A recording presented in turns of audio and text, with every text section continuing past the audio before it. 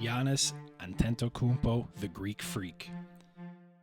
Jalen Brunson, the Brunson Burner. Donovan Mitchell, Spida. Cade Cunningham, the Cornerstone. Superstars who did everything in their power to give their Eastern Conference team a shot at glory this past NBA season. With injuries disproportionately plaguing some of the East top stars recently, these names among others will have to continue to push beyond their limits in what could be a more open-ended playoff picture than we've seen in years past. Will an Eastern team reclaim the throne at the end of the 2025-26 season? I don't know, but I've been having a lot of fun speculating. So welcome everybody above the rim. My name is Joe. Grab a seat. Let's talk some basketball. In today's video, I'll be giving a little bit of analysis, some of my thoughts, and a little bit of info on each of the 15 Eastern Conference NBA teams in their current state and how I see their upcoming year going compared to last.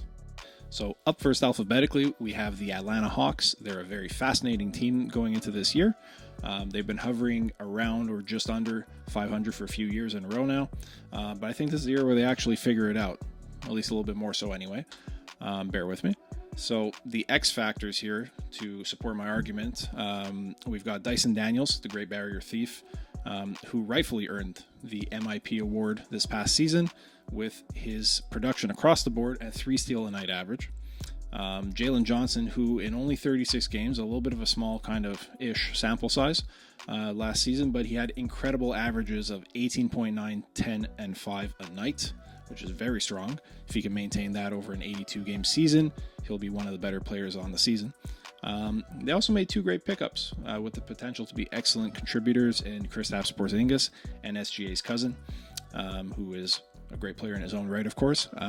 Assuming stars can stay healthy, Reza Shea can continue to grow into a more scoring role, and Trey can continue to be the league-leading playmaker that he is. I think they might even poke over 50 wins this year, assuming they could continue on their path of growth. I see great things in their future. Let's see what happens this season. The Boston Celtics are absolutely in substitute teacher mode this year, unfortunately. The star of the show isn't going to be in today, so if they get any work done at all, it's a blessing. If they don't, you kind of expect it. I think it's great to see that Peyton Pritchard is potentially in line for some more minutes, some starting minutes even, and fresh off some hardware, of course, 6th man of the year. I'll always support Chris Boucher as a Montreal boy, so shout out to Chris Boucher. I think he get a shot at some starting minutes as well in a pretty thin center pool. I don't have much else to say, unfortunately, other than the fact that Tatum's absence and their recent moves mean that the team's probably going to drop by 10 to 15 wins compared to this past season. But glass half full, they own their 2026 first-round pick, and this is probably their best shot at having a bad season or a bad enough record to take advantage of a first-round pick within Jason Tatum's prime. So I think they're probably just going to make the most of that, hopefully get a decent player to add to the rotation for next year and see where things take us from there. Hopefully Tatum comes back healthy, and next year they're back in the mix. The Brooklyn Nets are in a really tough spot. They are far removed from the super team of Durant, Harden, and Irving, and frankly, they're far removed from having Ben Simmons on the team. That's where we're at. You know, that at least was kind of interesting. I don't know what to say here. Cam Thomas doesn't have many reasons to smile other than his contract, of course, finally has one. Team picked up 4 guards in this past draft.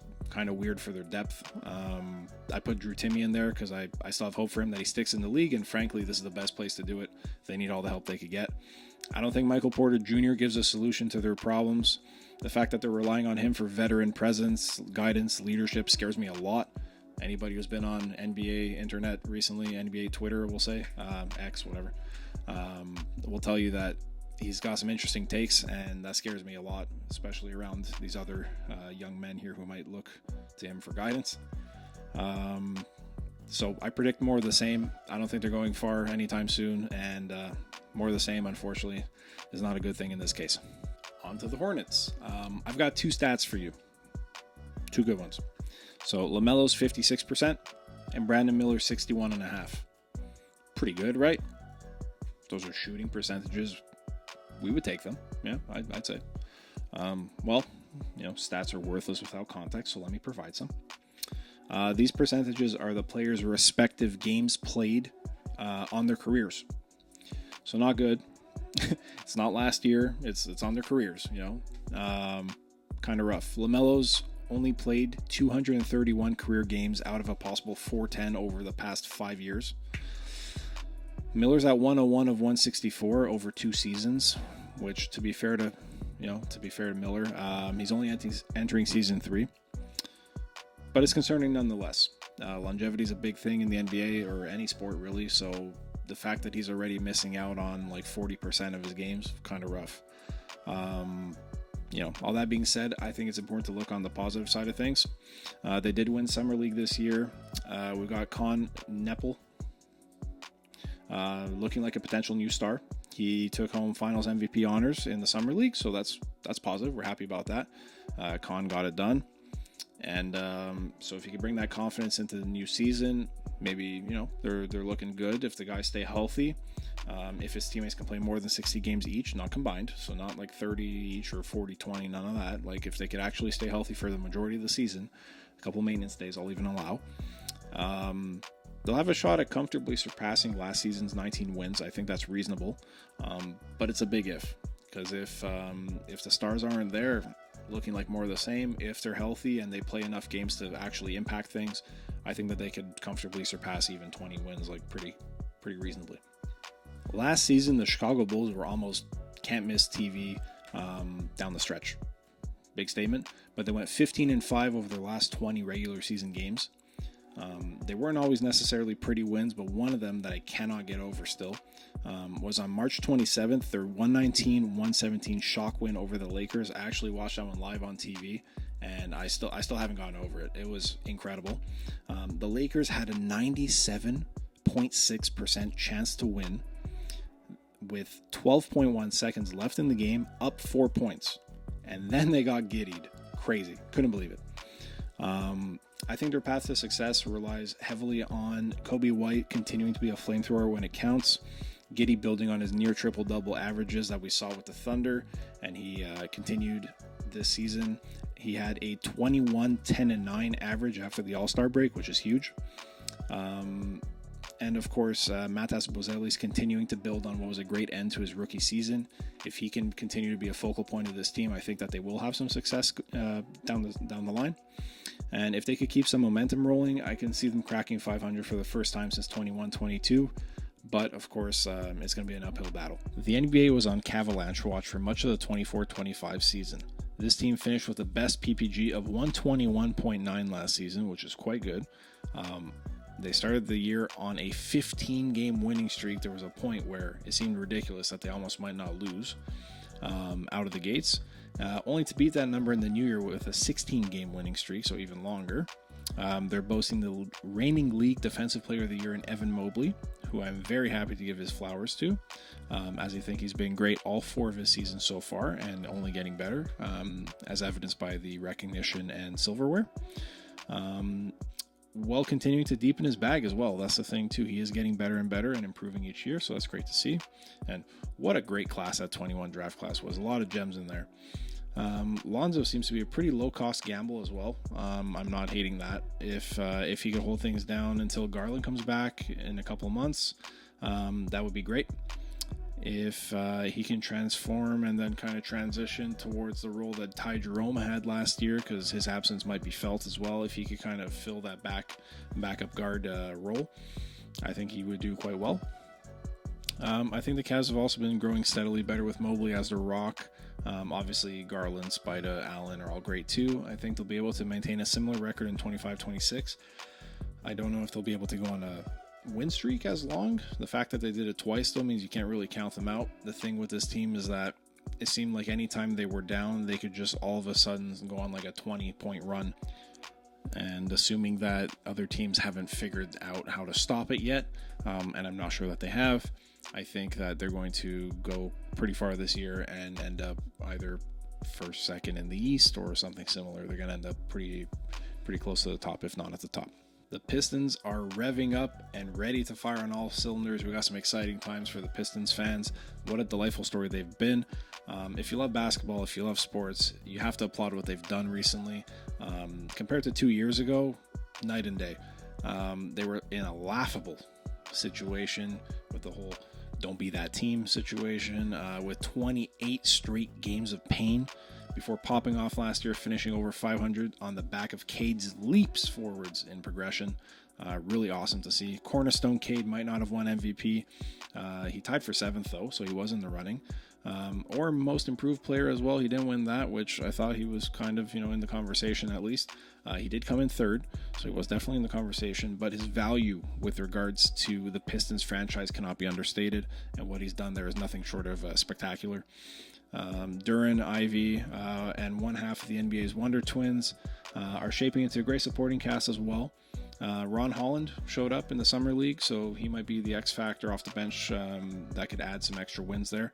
If he could keep that confidence, that'll help a lot. Malik Beasley's situation, the loss of him will probably change things in the offense. He was a great source of threes. We'll see if maybe he'll resign. I don't know if after this recording he might sign with another team or he might resign with the Pistons. We'll see what happens. But we'll be hoping that, the Pistons fans will be hoping that Asar can work on his range maybe to compensate. That would help a lot. I think the bar's been raised now for this team. I think they'll be able to stay above 500, possibly even adding a handful more wins compared to this past season. Good for them, though. Great to see. Really happy to see it. Love a good feel-good story, especially in basketball. You don't get too many sometimes. It's just nice to see the growth and the positivity here. The Indiana Pacers, the NBA Cinderella story that ended in tragedy this past summer, a sad end to a ridiculous playoff run, credit to them, that maybe should have never even been. They defied all odds. They absolutely abused the Bucks 4-1. They spanked the Cavs 4-1, and whether or not they were injured, that was still impressive. They stole the first 2 games against the Knicks before bringing it home 4-2, and they pushed the best team in the NBA to 7 games. So in their first 3 series, their record was 12-4, which is incredible. That's a dominant run. They had teams wondering what the Halliburton happened to them all year, all postseason specifically. And after it happening in Game 1 of the NBA Finals, it looked like we were in for more of the same. Unfortunately for the Pacers, though, the devil came to collect on his contract. It came to maturity in the first quarter of Game 7 when the devil came to collect Hallie's Achilles. And the rest is history. So now that leaves the team in a bit of a tight spot without him in the 25-26 season, but not all is lost. I expect them to still have a pretty good season, but they're going to regress pretty hard, unfortunately. Spicy P was their best player in the playoffs, no question. Halliburton obviously was super clutch, but Pascal Siakam is just an incredible player. He's very well-rounded, and he pretty much carried them. Other than the heroics from Halliburton, he was pretty much the piece, the engine that was chugging them along. Now, I think he'll still shine bright this year, Siakam. I think Nesmith, Nembhard, McConnell are all great players, and if Montreal-born, so shout out again, Benedict Mathurin can be a little bit more consistent with his scoring, I think he'll help them a long way. They can still manage a decent but probably forgettable year compared to this past one. Dishonorable mention to Miles Turner. No disrespect to him in terms of him as a guy, whatever. I love the fact that he's got his Lego collection. That's pretty cool. I like that. Let's see more athletes being a little bit nerdy and fun. That's kind of cool. I'm all about that. But, respect for him staying loyal to the team that drafted him for 10 years. I'm all about that as well. I just don't really like dipping out to the team that you just smacked and eliminated comfortably in the playoffs, and they're one of your biggest rivals. Right after making it to Game 7 of the NBA Finals for the first time. I find that a little bit strange. Weird call. Hopefully that works out for him. Respect getting the bag. And we'll talk about the Bucks in a couple of minutes. For this next one, grab your sunscreen and your sunglasses. We are heading off to take our talents to South Beach alongside Norm Powell. The team had to transition away from the Hemi Butler era. That's over now. Been over. And they kind of stumbled their way out of the gates so far. They've had a bit of a rough go their final 22 games of the season. They had a 10-game losing streak immediately followed by a 6-game winning streak, and then they split the difference on the other 6. Kind of a inconsistent run. On paper, I think this team has a lot more talent than they've proven so far. I think Norm Powell is going to help them a lot. He's coming off a career-high scoring year, and they need the help as they ranked 24th in the league for points per game last season with 110.6. I think Hellel Ware's growth will help a lot as well, and it's going to directly impact their team's success if he can step into that true starting center role. It seems that he has the potential to fill the spot. He's posted averages of 9.3 points, 7.4 rebounds, 0.9 assists, 1.1 blocks, and 0.6 steals per game in his first year, which is quite good. I think their X factors will also be whether their Triple J could shake off the sophomore rust that he accumulated this past season. He was much better in his rookie year. And if Davion Mitchell can become a more consistent scorer, I think that would help them a lot, because in the playoffs, he really stepped up when it mattered, and he's an elite defender. It could be a big piece of their success if he can get that consistency going. I realistically see them improving compared to last year. If Norm can add some fuel to the fire, the Heat can burn their way to over 500, I think, this season. The Bucks have a really weird team. I don't know if you've taken a look, but the balance of Hall of Famers to criminals evens out 1-to-1. The balance of Bobby Portis to Kyle Kuzma's evens out 1-to-1, and I'm just not convinced that it's where Giannis needs to be if he wants a shot at another ring, to be honest, at this point. I think they need to do anything that they can to keep this man in the city, whether it takes signing the rest of his brothers, whether it takes signing his kids, whether it takes signing his wife to a deal. I don't know. Whatever it takes to sign Giannis long-term and keep him actually in the city and engaged in the project, they have to do it, whatever it takes. Losing Lopez hurts. Losing Lillard hurts. Losing to the Pacers in 5 hurt. But frankly, as long as they have Giannis and, with big injuries already plaguing the East, the Bucks have a pretty good shot at hovering around 500 no matter what. I don't know that Miles Turner will be enough to keep him in the city. And, I don't think they have a shot against any of the Western Conference powerhouses this postseason. But it would take a much braver man than me than to bet against the Greek Freak. So we'll see what happens. Easily the best team New York has to offer right now, the New York Knicks. Folks, these days they are serious. I think the time has come. They're actually interesting to watch too, and they have one of the best rounded and overall talented starting fives in the league. I think they might actually win the East this year, especially with the injury situations other teams are faced with. I think if they continue to improve as a unit, they've got a shot. Jalen Brunson was crowned 2025's Clutch Player of the Year very deservedly as well. It's hard to argue otherwise. He's proven time and time again that when it matters most, he's one of the NBA's best players. So flowers to him. What a rise he's had since leaving the Mavericks. So full credit to him. He's working very hard and doing very well. Similarly but differently, OG Anunoby has become an elite all-around player. He was very good with the Raptors, and he seems to be getting better every year now too. Bridges can score a bunch and defend just as easily. Josh Hart has become a triple-double threat every night. Karl Anthony Towns might have actually just posted his most dominant season of his career, and that's saying a lot. Finishing with the second highest rebounds per game average of 12.8, combined with fantastic 24.4 points per game. Very, very, very strong season. With the addition of Clarkson and Yabusele for some depth, I think they might actually be able to push into the high 50s this year, or even crack 60 when it comes to wins. So I think they either pop into the top of the East, or at the very least, second seed in the East. They're going to be very scary come the playoffs. I think it might officially be time for basketball fans to start believing in magic. The time is drawing near. Orlando is just about ready to make their way into the upper end of the Eastern Conference, and unfortunately, they did regress last year. Additionally, I did also say this last year amongst my friends, I think the Magic are going to go far, but it's time. It's time. Their team is ready. They have a lot of talent to go far. Their young stars are increasingly established at this point. We've got Banchero entering year 4 and Wagner entering year 5. They've each posted their best seasons just about in every stat category, averaging 25, 6, and 5 between the two of them. Having one player with a stat line like that in the NBA is very helpful and valuable. Having two of them is a recipe for success. I think that these two guys will combine for great success in years to come for the Orlando fans. Adding Desmond Bane seems like a fantastic pickup to me. I think that they did not overpay for him if they can get what you might expect out of him. If he can replicate anything that he did in Memphis, I think it'll be a great move, and no one's going to question it going forward. That's in a good scenario. In a bad scenario, he adds some good starting depth at guard, at least if Suggs continues to get banged up. In a good scenario, he ends up being a good complement to Suggs, who's healthy, and the rest of the team. If he can facilitate a bit, add some scoring, this and that, like we saw in Memphis. So up the Magic. I'm expecting them to win at least 50 this year, especially in this wide open East. We'll see what happens. I think that they are a team to watch. The cheesesteak, the special, gritty, Lil Uzi Vert until about 2020. Philadelphia has been known for some important contributions in recent memory, but unfortunately the 76ers have not been one of them for a few years. To give some famous last words, though, and I'll say it now, and you can maybe clip this later. It can't get any worse than last year. It really can't. For a team with this much theoretical talent, 24-58 record is just a tragedy. It's atrocious. It's frankly embarrassing, and it doesn't take an NBA insider to know what happened and what went wrong here. The fact is, their core players just don't see the court, not nearly often enough to impact anything in a significant way. And I'll kind of read off some numbers here. Maxey led the pack availability-wise. He was available for 52 games, which is good. Paul George went 500 at 41 games.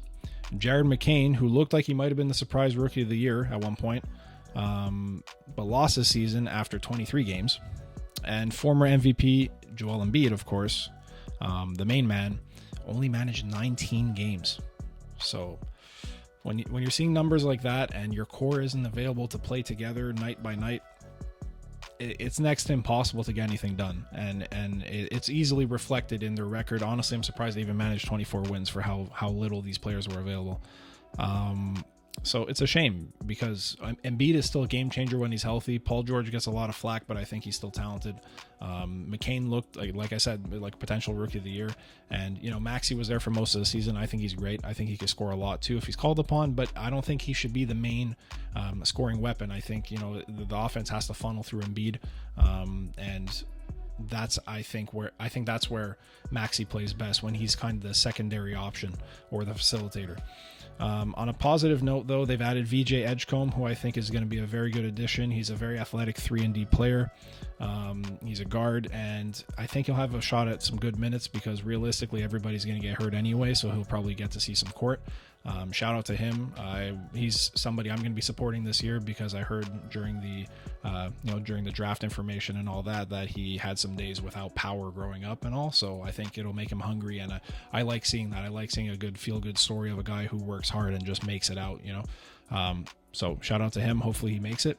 And, Quentin Grimes was able to score when called upon. He was pretty good as well. But again, I don't think he should be the focal point of an offense. I'm going to be extremely optimistic, though. And this comes back to the earlier thing about it can't get any worse. I'm going to say that they could double their win total from last year. They had 24. I think if they're healthy, they should be able to manage at least 48. There's so much talent on this team, and they do have some depth as well. If everybody stays healthy, they should be able to easily manage at least twice what they did this past year. But the problem is it's a big if. It's a big if, and if they are healthy, big if.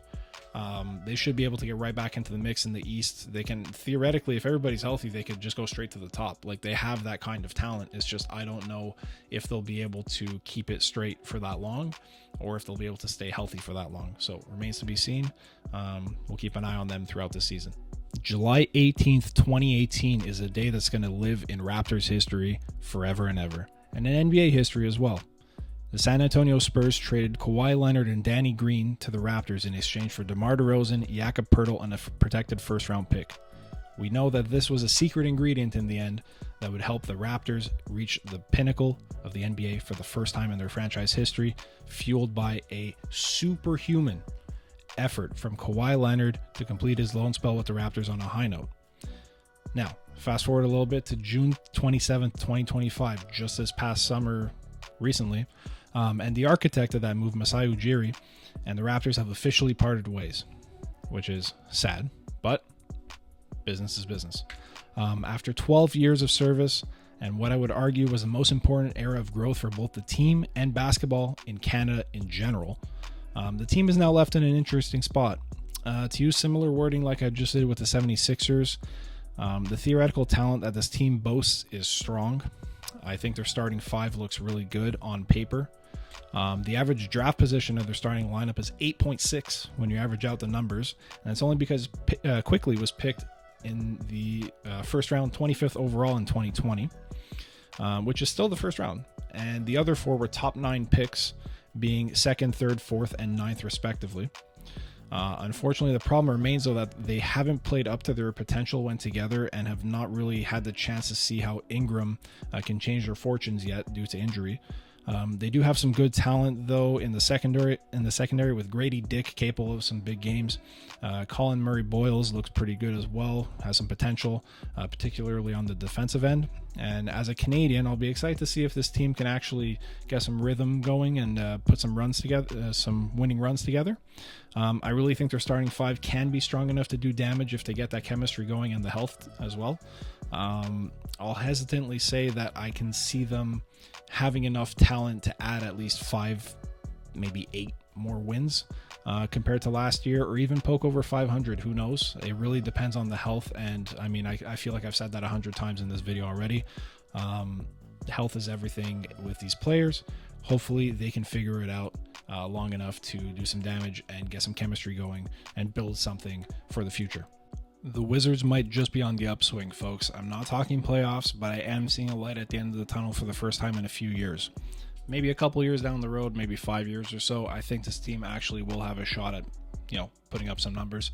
The team is committing to their youth, which is super important. They do have a couple of vets. They have some pretty good quality vets in Middleton and McCollum. Their other starters are 20-year-old Bub Carrington. We've got 21-year-old Bilal Coulibaly and 20-year-old Alex Sarr. He'll probably be coming off the bench, but new top sharpshooting prospect Trey Johnson is 19 years old. I'm expecting this team to still lose the majority of their games. Let's be realistic here, but that's okay if it's all in service of something greater like developing your youth and your talent. There is an outside chance that they build on their 18 wins from last year as well. I won't rule them out of that. I think they have a lot of potential. I think their young front court duo could be a fixture in DC for years to come, assuming that they can continue to grow into their roles, and Sarr specifically becoming the cornerstone that Washington needs him to be. Sarr has all the physical tools required to take that leap. He's been working on his three-point shot. He's averaged 2.4 assists per game as a 19-year-old rookie center, which is quite good. I'm hoping to see them crack 25 wins this season. That's my optimistic guess. That'd be really cool. More importantly, I hope that their young talent continues to step in the right direction and step forward. I'll be trying to watch as much as I can because I think they'll be pretty fun to watch, and I think you should too. If you agree or disagree with any of my takes, just want to chat, or if you have anything to add, be sure to leave a comment down below. Also, don't forget to subscribe and check out my video on the Western Conference of the NBA. Other than that, hope you enjoyed the video. Thank you very much for watching and have a great rest of your day.